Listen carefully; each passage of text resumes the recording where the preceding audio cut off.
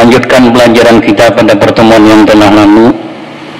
Pada malam ini membahas tentang masalah husnul khuluq.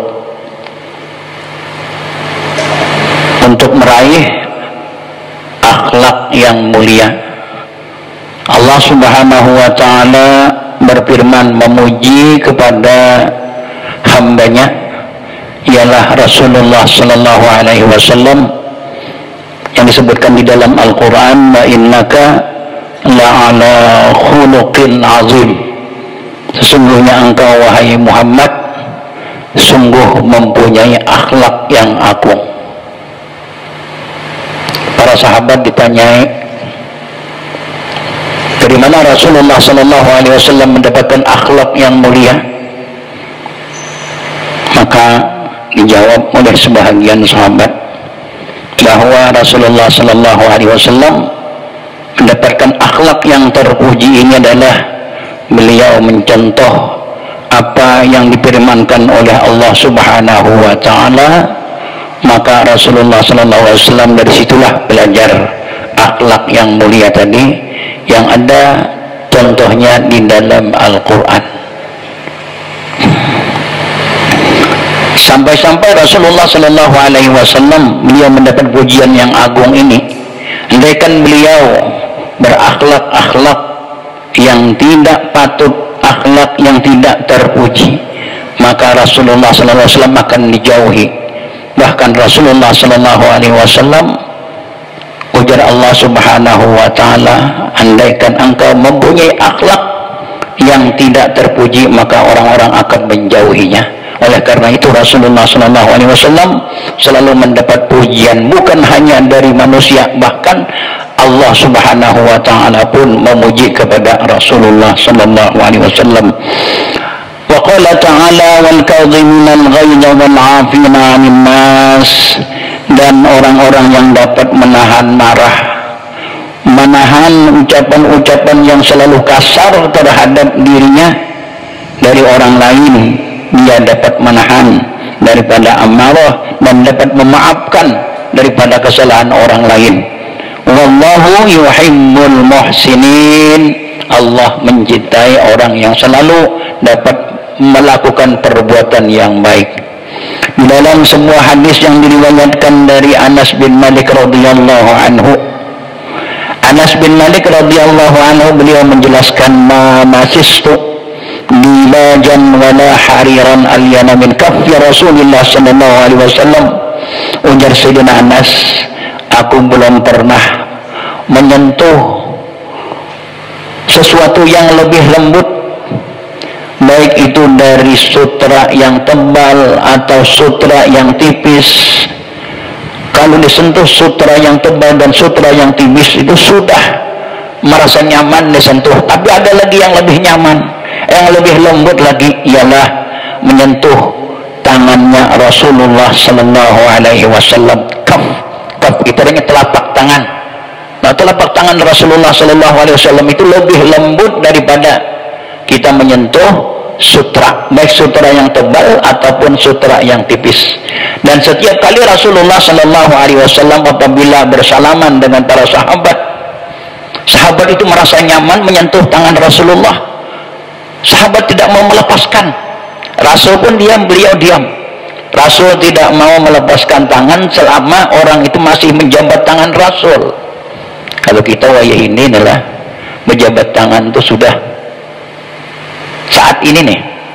Nah, kita merasa kerugian tidak dapat berjabat tangan. Yang adanya penyakit yang menimpa pada masyarakat kita atau negeri kita, penyakit COVID, akhirnya ini merugikan kepada sesama muslim. Kita kayak ini aja lagi, nana. Ini kerugian bagi kita. Padahal selama orang berjabat tangan, selama itulah dosa kita digugurkan oleh Allah Subhanahu wa ta'ala. Jadi Rasulullah sallallahu alaihi wasallam ketika sahabat menjabat tangan Rasul, saking nyamannya sahabat kada mau melepaskan, Rasul pun diam. Jadi selama orang berjabat tangan itu, selama itulah Allah menggugurkan dosa-dosa kita. Dan mudah-mudahanlah penyakit yang menimpa pada negeri kita ini mudahan berakhir. Kita banyak kerugian, bersalaman kadakawa, pepandir tutup mulut, mengucapkan salam pun, jabat tangan pun jauh lalu. Mudah-mudahan COVID-19 berakhir dengan cepat. Kita berdoa mudah-mudahan Allah menghilangkan penyakit-penyakit yang menimpa kepada masyarakat kita. Wala syamamtu raihatan qat atyaba min raihati Rasulillah sallallahu alaihi wasallam. Sayyidina Anas bin Malik radhiyallahu anhu, beliau menjelaskan lagi, ujar Sayyidina Anas bin Malik, aku belum pernah mencium bau yang lebih harum daripada baunya Rasulullah sallallahu alaihi wasallam. Sekalipun Rasulullah beliau tidak memakai minyak harum, namun keringat yang keluar dari jasad Rasulullah itu lebih harum daripada minyak harum. Ujar Sayyidina Anas, aku belum pernah mencium bau yang paling harum daripada baunya Rasulullah sallallahu alaihi wasallam. Walaqad khaddamtu Rasulullah sallallahu alaihi wasallam 10 sinin, dan sungguh aku telah menjadi pelayan Rasulullah sallallahu alaihi wasallam selama 10 tahun. Beliau menjadi pelayan Rasul, menjadi khaddamnya Rasul. Di situ ada di depan rumah Rasul ada tempat yang bernama tempat bakas Ashabus Suffah, para sahabat-sahabat yang menunggu untuk Rasul keluar dari rumah. Beliau, para sahabat berebut untuk melayani Rasul. Apapun keperluan Rasulullah dilayani oleh para sahabat. Jadi hampir 70 orang yang selalu menunggu keluarnya Rasul dari rumah untuk melayani Rasul kemanapun Rasul berjalan. Baik itu sandalnya Rasul diperhatikan. Jadi apa yang diperlukan oleh Rasul, para sahabat ini berebut untuk menjadi pelayan Rasul, termasuk ini Sayyidina Anas bin Malik. Beliau adalah menjadi khadamnya Rasulullah sallallahu alaihi wasallam. Beliau selama 10 tahun dan menjadi khadamnya Rasulullah. Kama qala liqat, dan Rasulullah, ujar Sayyidina Anas, belum pernah mengatakan suatu ucapan yang kasar terhadap para khadam. 10 tahun menjadi pelayan Rasul, belum pernah Rasulullah didengar oleh Sayyidina Anas mengatakan ucapan yang kasar. Wala qala li syai'in fa'altahu, dan beliau pun belum pernah mengatakan kepadaku sesuatu yang aku lakukan. Beliau diam melihat apa yang dilakukan oleh sahabat. Lima fa'altahu, kenapa kau lakukan seperti itu? Belum. Beliau adalah menjadi guru kadangkala dengan cara ucapan dan kadangkala menjadi dengan cara hal. Wala li syai'in lam af'alhu, dan beliau pun Rasulullah belum pernah mengatakan sesuatu yang aku tidak melakukannya. Alla fa'alta kada, kenapa kau tidak melakukan seperti ini? Nah, jadi kita itu untuk memberikan contoh kepada keluarga kita lakukan dulu, baik secara hal atau dengan secara ucapan. Yang paling bagus adalah secara hal. Hal ini bisa dicontoh oleh orang lain. Contoh hal itu artinya kita melakukan sesuatu dan kita tidak memberikan komentar kepada orang lain, seperti melakukan kebaikan-kebaikan yang apa kita lakukan, itu menjadi contoh kepada keluarga kita, daripada kita memerintahkan orang lain tapi kadangkala kita tidak melakukannya. Nah, dengan ucapan-ucapan yang kita sampaikan tapi kita tidak melakukannya, kita lakukan sekalipun kita tidak menyampaikan dengan ucapan, ini mudah ditiru, mudah dilakukan oleh orang lain. Dan riwayat dari Sa'ad bin Jusamah radhiyallahu anhu qala, ujar ujar Su'ab bin Jusamah, ahdaitu Rasulullah sallallahu alaihi wasallam himaran wahsiyan faraddahu alayya. Pernah terjadi kepada Sa'ab bin Jusamah, beliau memberikan hadiah kepada Rasulullah sallallahu alaihi wasallam himar wahsiyan. Wahsiyan itu artinya binatang yang binatang liar yang di bahasa kitanya itu kayak pilanduk. Pilanduk itu kan liar, kita di sini pilanduk. Tulisan itu himar ada bentuknya, tapi himar yang liar. Di saat itu sahabat ini memberikan kepada Rasulullah SAW sebagai hadiah, bukan sedekah. Nah, jadi ingatlah, kalau kepada zuriatnya Rasul, jangan sampai kita mengucapkan ulun memberikan sedekah. Caranya ulun memberikan hadiah. Kalau kita memberikan sedekah kepada zuriat Rasul, maka maka para zuriat Rasul, ahli bait Rasul, tidak dibolehkan untuk menerima sedekah. Nah, kalau lain halnya hadiah. Nah, saat itu Rasulullah SAW beliau diberikan hadiah. Kenapa beliau ini mengembalikan kepada Sa'ab bin Jusamah? Falamma ra'a ma fi wajhi, malakala Rasulullah SAW melihat wajahku, kata Sa'ab bin Jusamah, ada berubah rasa kada nyaman. Kenapa nih Pak, hadiahku ini ditolak oleh Rasul? Ada apa nih? Rasa kada nyaman dilihat oleh Rasulullah. Jusama ini apa? Sa'ab ini berubah. Rasulullah SAW beliau menjelaskan supaya tidak terjadi itu prasangka yang tidak. Lalu ujar Rasulullah, inna lam naruddahu alaika wahai Sa'ab, sesungguhnya ini bukan kami hanya menolak pemberianmu, illa ana hurumun, karena kau dapatkan ini adalah himar wahsi. Himar wahsi artinya himar buruan, sedangkan kami di dalam keadaan berihram. Kami tidak boleh menerima binatang buruan di saat kami dalam keadaan berihram, karena orang berihram itu dilarang untuk berburu. Nah, jadi binatang buruan artinya binatang yang dapat dimakan, tidak boleh dilakukan untuk berburu ketika dalam keadaan berihram.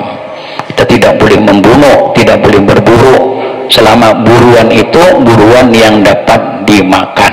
Lain halnya, nah kita dalam keadaan berburu membunuh nyamuk itu kan bukan binatang buruan.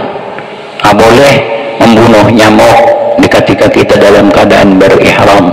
Jadi sesuatu yang menyakiti akan orang yang di saat melakukan ihram, sedangkan itu bukan binatang buruan, tidak mengapa untuk dilakukan, terkecuali binatang itu binatang buruan yang dapat dimakan.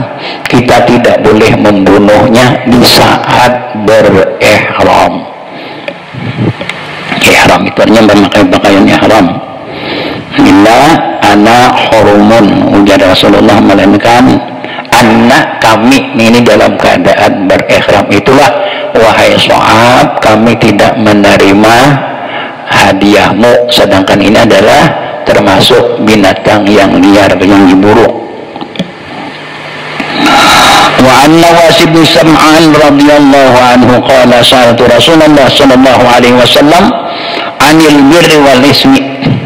Riwayat dari Nawas bin Sam'an radhiyallahu anhu, beliau berkata, aku pernah menanyakan kepada Rasulullah sallallahu alaihi wasallam anil birri wal ismi, dari masalah kebaikan dan masalah dosa.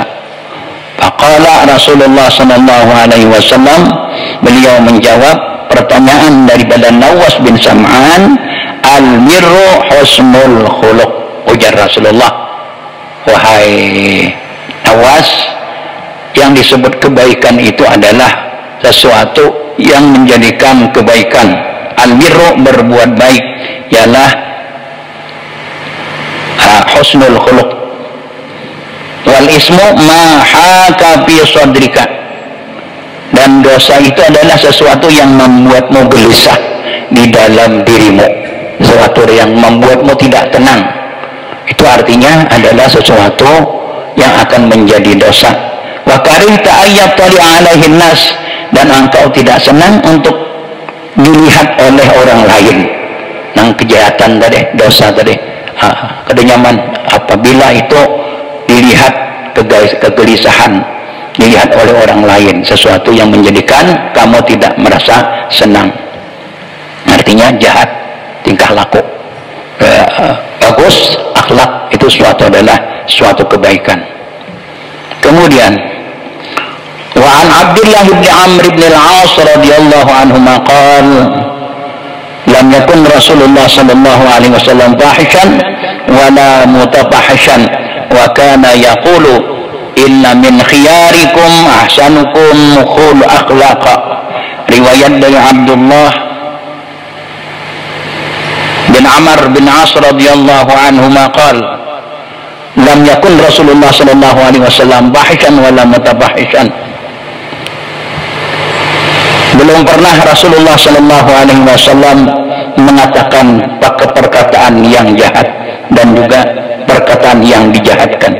Dan beliau adalah berkata, inna min khiyarikum, sesungguhnya termasuk dari orang yang pilihan di antara kamu, ahsanukum akhlaqa, ialah orang yang paling bagus akhlaknya, itulah orang yang pilihan.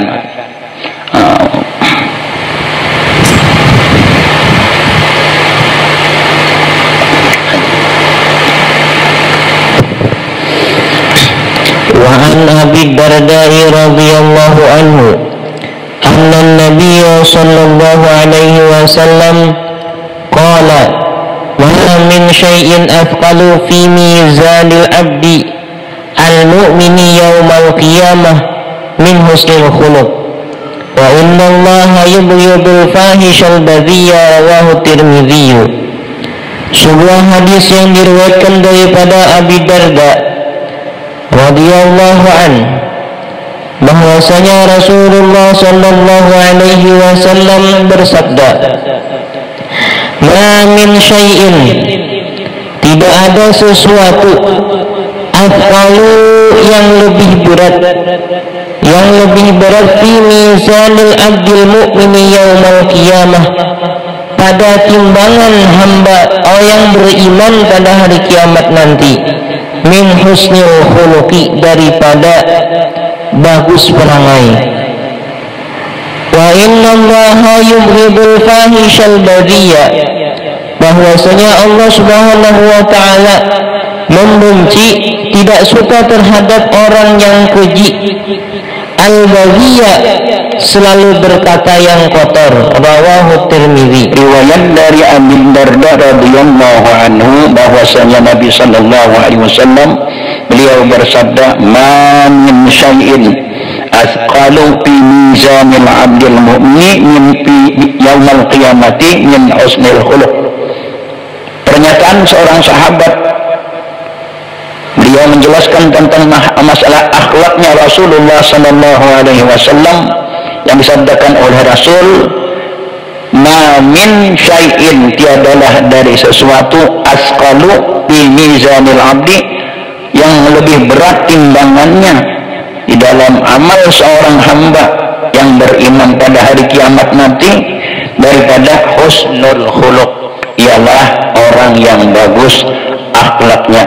Wa innallaha yubghidul fahishal badiyah, dan sesungguhnya Allah subhanahu wa ta'ala membenci orang yang perkataannya selalu perkataan yang tidak bagus, atau perkataan yang dibenci, perkataan yang kasar, perkataan yang selalu membuat hati orang sakit. Nah, ini adalah orang-orang yang dibenci oleh Allah subhanahu wa ta'ala. Jadi husnul khuluq adalah termasuk membuat timbangan amal seseorang lebih berat, lebih berharga daripada amal-amal yang lainnya. Karena akhlak ini adalah di atas, termasuk adab.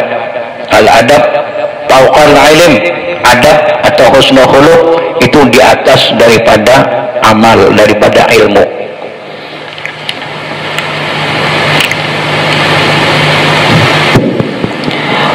Wa an Abi Hurairah radhiyallahu anhu qala su'ila Rasulullah sallallahu alaihi wasallam an aktsari ma yudkhilun nasa al-jannata qala taqwallahi wa husnul khuluqi wa su'ila an aktsari ma yudkhilun nasa an-nara faqala al-famu wal farju rawahu Tirmidzi. Sebuah hadis yang diriwayatkan daripada Abi Hurairah radhiyallahu anhu, ia berkata Rasulullah sallallahu alaihi wasallam ditanya tentang perbuatan yang paling banyak memasukkan seseorang ke surga. Qala, Nabi bersabda, taqwallah, yaitu bertakwa kepada Allah, wa husnul khuluqi, dan bagus perangai. Wa su'ila an aktsari ma yudkhilun nasa an-nara, dan ditanya pula Rasulullah sallallahu alaihi wasallam tentang sepaling banyak perbuatan yang memasukkan manusia ke neraka. Faqala, maka Nabi bersabda, al-famu, yaitu mulut, wal farju, dan kemaluan. Rawahu Tirmidzi. Riwayat dari Abi Hurairah radhiyallahu anhu tentang sebuah hadis Rasulullah yang membuat pertanyaan para sahabat kepada Rasul. Su'ila Rasulullah sallallahu alaihi wasallam an aktsari ma yadkhulun nasul jannah. Pertanyaan para sahabat kepada Rasulullah daripada kebanyakan ucapan-ucapan seseorang yang dapat meraih kebahagiaan dunia dan akhirat, ialah Rasul ditanyai an aktsari ma yadkhulun nasul jannah, daripada kebanyakan seseorang yang masuk ke dalam surga. Pertanyaannya adalah, wahai Rasulullah, apakah sesuatu yang dapat memasukkan seseorang ke dalam surga? Qala, ujar Rasulullah, taqwallah wa husnul khuluq, takwa kepada Allah dan bagus perangai. Dua macam inilah jawaban Rasulullah terhadap sahabat yang menanyakan, apakah yang paling banyak memasukkan seseorang ke dalam surga, wahai Rasul? Rasul menjawab, ujar Rasulullah, taqwallah wa husnul khuluq, bagus akhlak, ucapan, dan tingkah laku. Dan Rasulullah sallallahu alaihi wasallam ditanya lagi oleh para sahabat, an aktsari ma yadkhulun nasun nara, daripada kebanyakan seseorang yang masuk akibatnya ke dalam neraka, wahai Rasul, perbuatan apakah yang kebanyakan orang itu masuk ke dalam neraka, sebab apa, wahai Rasul? Taqala, ujar Rasulullah, al-fam wal faraj, sebab mulut dan sebab faraj. Dua macam inilah membuat seseorang akan binasa, akan mendapatkan azab, akan mendapatkan siksa, karena tidak dapat menjaga mulut dan tidak dapat menjaga faraj.